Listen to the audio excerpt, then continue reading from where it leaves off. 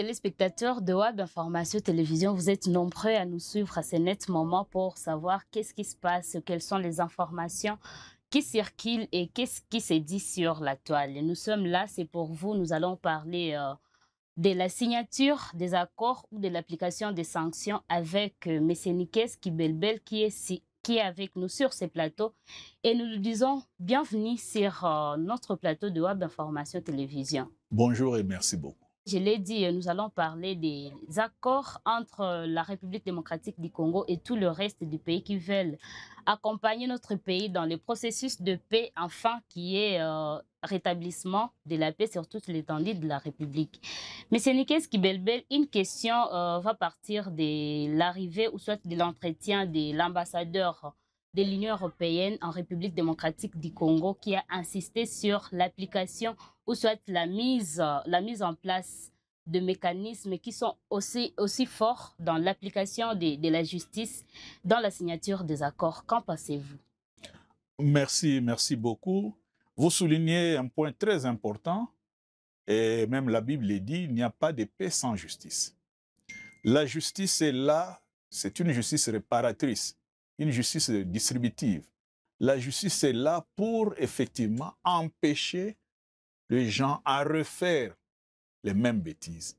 Alors, vous allez vous rendre compte que dans les conflits qui nous opposent au Rwanda, tous les pays africains, sauf le Burundi, ne parlent pas d'agression.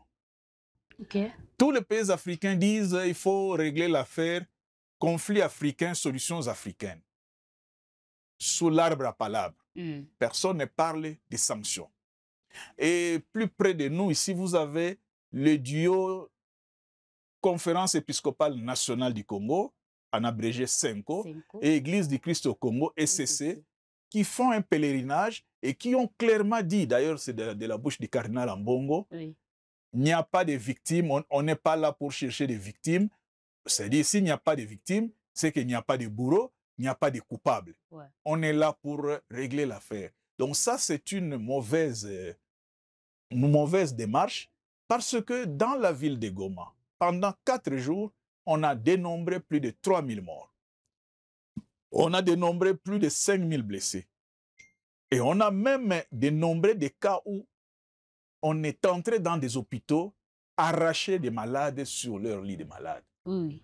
Alors, comment on peut faire une paix sans justice? Donc, l'Union européenne nous a donné une leçon. Elle a sorti la liste de 9 personnes sanctionnées. Ouais. Les États-Unis nous ont donné une leçon. 2 personnes sanctionnées. Et donc, il est normal que j'appuie cette démarche de l'Union européenne qui dit qu'effectivement, il faut chercher des coupables et que chacun réponde de son acte ou de ses actes. Donc, il faut nécessairement la justice et la paix après. Parce que, j'ouvre une parenthèse, les téléspectateurs peuvent le savoir. Ouais. En 2000, je pense, 16 ou 17, la Cour pénale internationale avait demandé à la République démocratique du Congo de lui livrer Bosco Ntaganda. Oui. Le président Kabila a dit, au nom de la paix, nous mettons la justice dans les placards. C'est-à-dire, nous n'allons pas livrer Bosco Ntaganda. Au nom de la paix. Ouais. Mais finalement, Bosco Ntaganda, de lui-même, selon les récits qu'on nous donne, est allé se présenter à l'ambassade des États-Unis et on l'a conduit à la CPI. Donc, obligatoirement, il faut réparer. Tout ce que nous posons comme acte, il faut le réparer avant que le pardon n'arrive. C'est-à-dire justice et puis paix. Sans la justice, il n'y a pas de paix. Pour vous, je comprends que c'est la justice qui doit normalement commencer ou soit l'application des sanctions avant que la signature des accords ne soit mise sur table. Mais madame, j'ai donné l'exemple de Goma.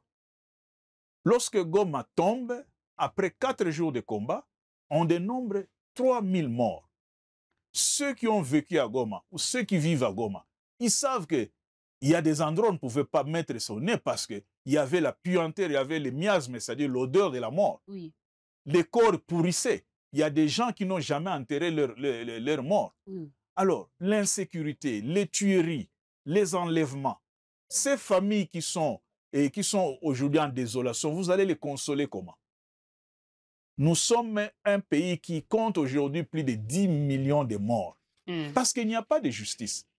Donc, il est normal qu'on commence par la justice ou que la justice accompagne le processus. Je dis que la justice accompagne le processus de paix de telle sorte que ceux qui sont reconnus coupables répondent de leurs actes. Les récidivistes aussi répondent de leurs actes. Sinon, ça ne sert vraiment à rien.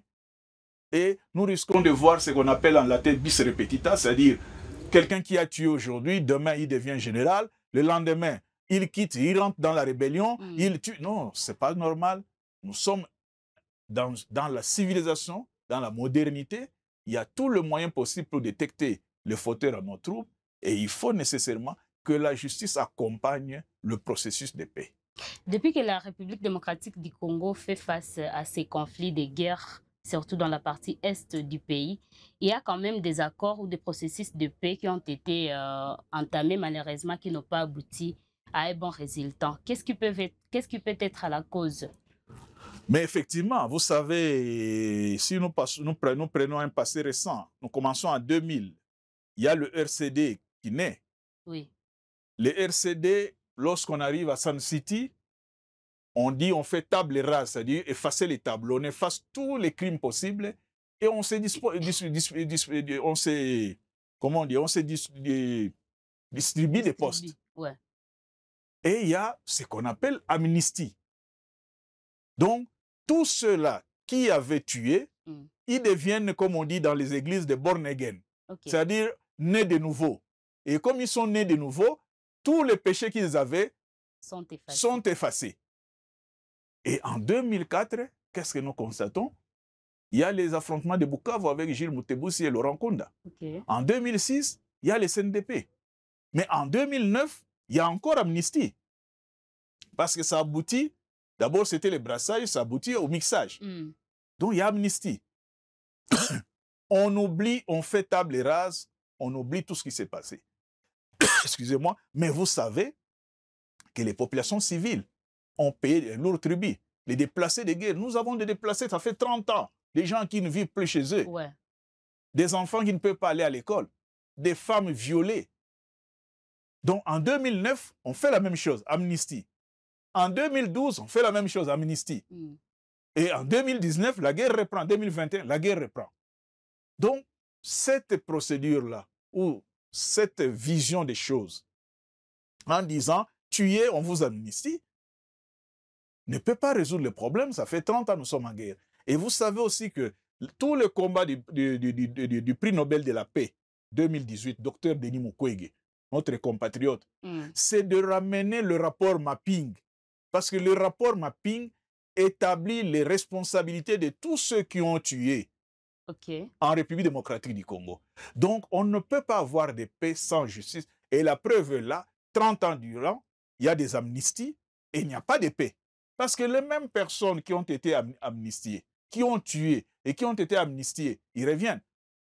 Je prends comme ça. Quand vous prenez Denis Sessanga, il était dans la rébellion du RCD avec Wamba Diawamba. Oui.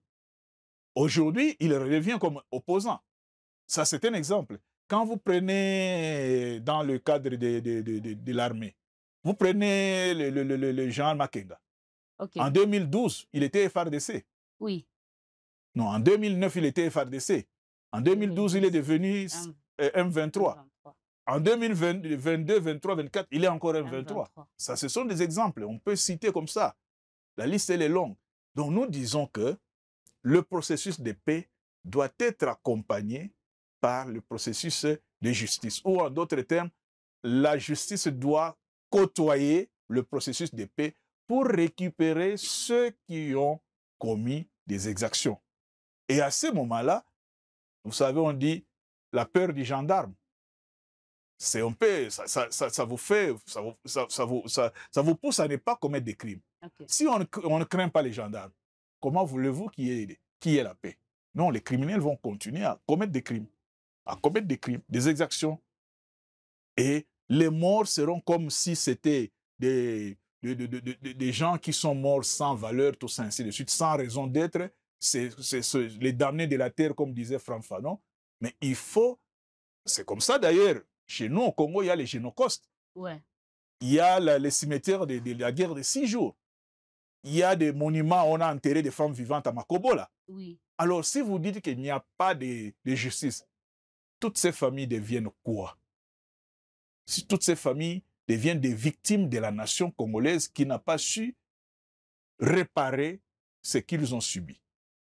Devant la presse, l'ambassadeur de l'Union européenne en République démocratique du Congo, au nom de Nicolas Martinez, il a souligné que dans les processus de paix, normalement, il doit y avoir une question de redevabilité et non pas d'oubli. Qu'est-ce qu'il voulait signifier par là? Alors, d'abord, le pardon ne signifie pas l'oubli. Et ne demandez pas à quelqu'un qui a vu toute sa famille massacrée d'oublier. Le deuil est un devoir. Alors, il dit très bien que dans ce processus-là, la réparation, c'est-à-dire que ceux qui ont tué, ceux qui seront reconnus coupables de tueries, ils doivent payer, ils doivent réparer. Je donne un exemple. Si par exemple, M. Paul est un homme d'affaires avec beaucoup d'argent, s'il est reconnu coupable de tueries, on le juge, on confisque ses biens et on les met à la disposition des victimes. C'est comme cela. Et quand nous prenons le cas de Thomas Lubanga Nituri, voilà un autre cas. Thomas Lubanga qui a été même à la CPI et qui aujourd'hui est retourné prendre les armes. Comme rebelle. Comme rebelle. C'est un récidiviste. Mais Thomas Lubanga, quand il a été jugé, qu'est-ce qu'on a fait? On a fait des réparations, c'est-à-dire il y a des sommes qui avaient été mises de côté pour construire des œuvres sociales à Nituri. C'est-à-dire qu'on peut construire dans votre village, bon, pas votre village à vous, dans les villages de victimes, on peut construire un centre de santé, on peut construire un hôpital, on peut construire une école. Voici des gens de réparation. Nous avons des gens qui souffrent, des gens qui n'ont plus rien à gagner sur cette terre, mais des gens qui ont été faits à la ressemblance de Dieu. Si nous tous nous prions le même Dieu, il faut qu'il y ait nécessairement des réparations. Et la réparation ne peut venir qu'après le processus de justice. Donc il faut nécessairement, et l'ambassadeur Nicolas a totalement raison de dire qu'il faut des réparations.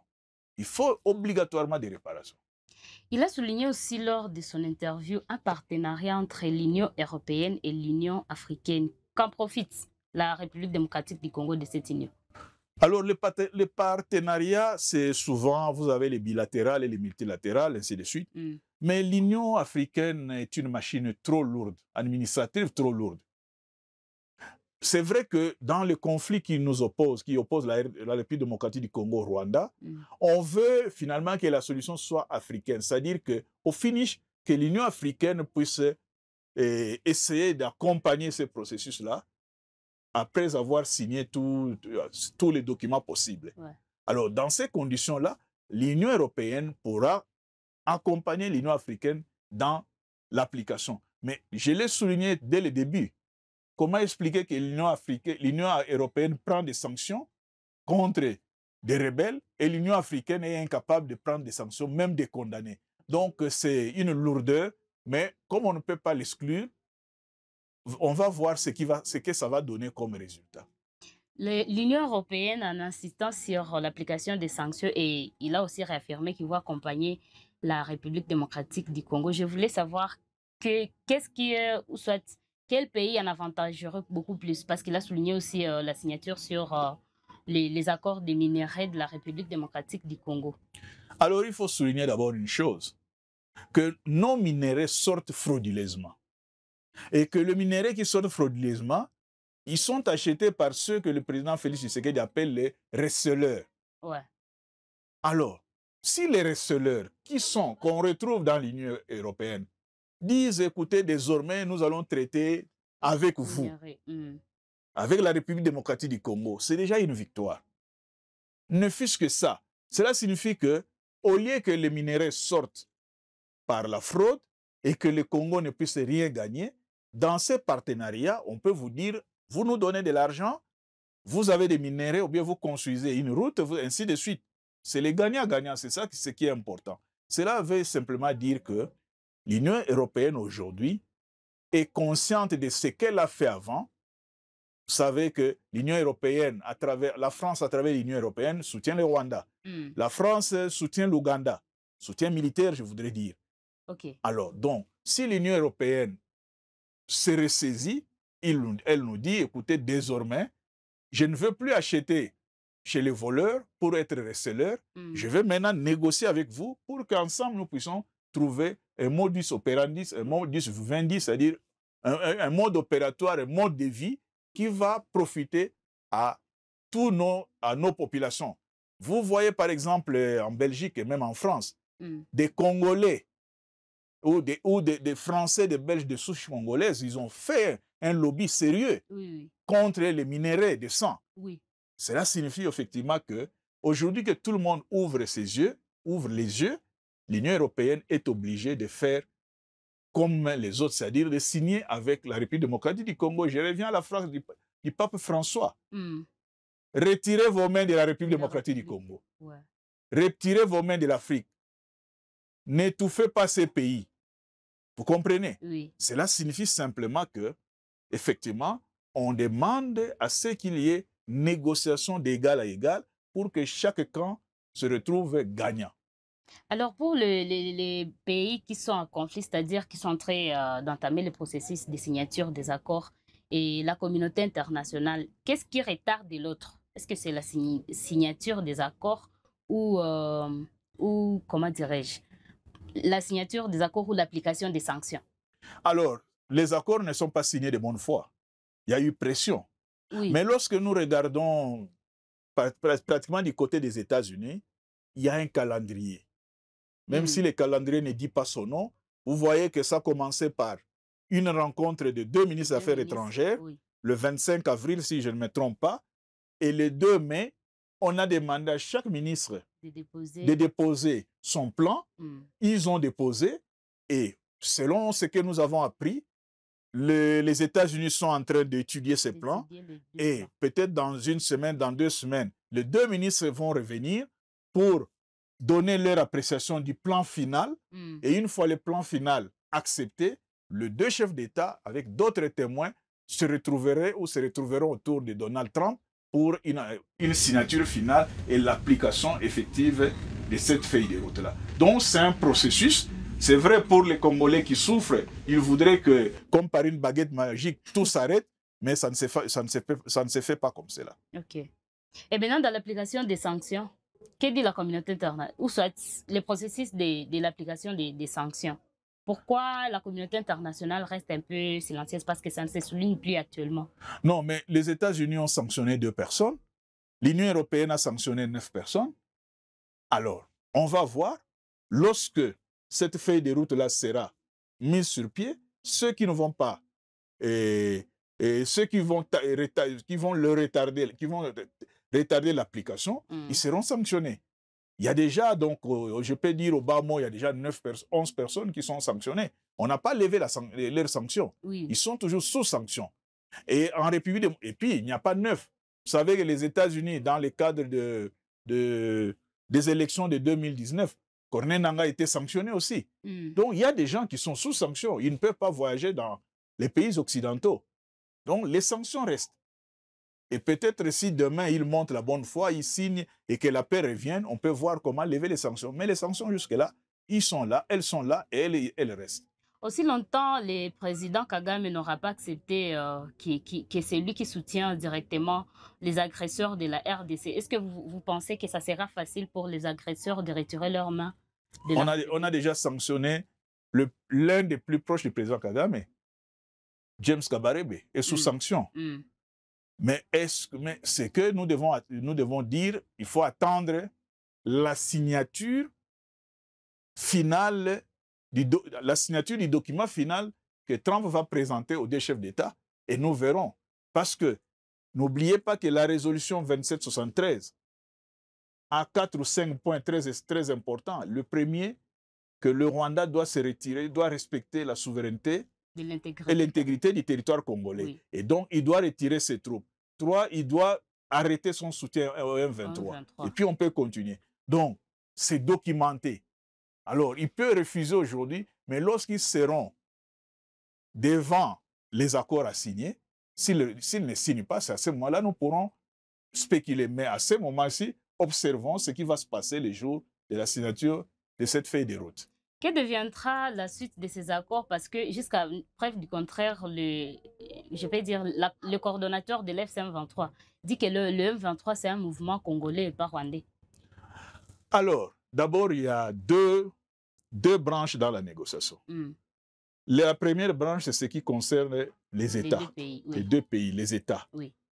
La deuxième branche, c'est ce qui concerne le gouvernement congolais et les représentants de l'FCM23. Non, et ses groupes armés. Et ses groupes armés, ok. Alors, c'est là où le Congo va décider souverainement de ce qu'il va faire de ces groupes armés. Est-ce qu'il va accorder l'amnistie totale et générale à tout le monde? Est-ce que ça sera au cas par cas? Est-ce qu'il y a aussi les PDRR16, tout ça, ainsi de suite? Donc ça, ne mettons pas la charrue devant les bœufs, on va attendre. Et c'est normal aussi que le M23 puisse faire des déclarations comme quoi il ne reconnaît pas, mais il n'a jamais dit qu'il ne reconnaît pas les gens sanctionnés. Hein. Oui. Il a accepté les sanctions. Il a accepté. Donc, c'est-à-dire qu'il faut attendre, mais il ne faut pas lui refuser le droit de spéculer. C'est son droit. Monsieur Nikes Kibelbel, si vous avez un mot de conclusion pour cette production, vous avez la parole. Alors, ce qui est plus important, je pense que les sanctions sont très importantes parce que les sanctions sont pédagogiques. Pédagogiques dans un sens où les sanctions permettent à tous les récidivistes de ne pas reprendre ce métier qui est devenu une rébellion. La rébellion n'est pas un métier. Il faut arrêter de croire qu'être rebelle est un métier. Donc, il faut nécessairement des sanctions pour que la paix puisse régner en République démocratique du Congo et dans toute la région des Grands Lacs. Vous dites que ce n'est pas un métier, mais pourtant, les gens ont tendance à fouiller vers la rébellion. Ce n'est pas un métier. Est-ce que dans un passeport, vous pouvez écrire « profession rebelle » ? Non, ce n'est pas un métier. Parce que quand ils sont en train de faire les recrutements, ils sont en train quand même de... Mais ce n'est pas un métier. Il n'y a nulle part dans un passeport ou dans une carte d'identité, on a écrit « profession rebelle ». Ah, ok. Ce n'est pas un métier. C'est quoi alors? Si ce n'est pas un métier, c'est quoi? Mais c'est du banditisme. C'est comme le banditisme n'est pas un métier. Donc, c'est des choses qu'on ne peut pas encourager. La prostitution est même un métier. Mais la rébellion n'est pas un métier. Ok. Donc, vous comprenez, ce n'est pas un métier. Mesdames et messieurs, chers téléspectateurs, c'est par ce mot que nous sommes en train de remercier M. Nikes Kibelbel d'avoir répondu présent à notre invitation pour ce jour. Je vous remercie. Alors, portez-vous bien, chers téléspectateurs, et surtout, n'oubliez pas de vous abonner, de liker et de partager nos productions, et aussi nous laisser des commentaires pour nous améliorer dans nos prochaines productions. Portez-vous bien.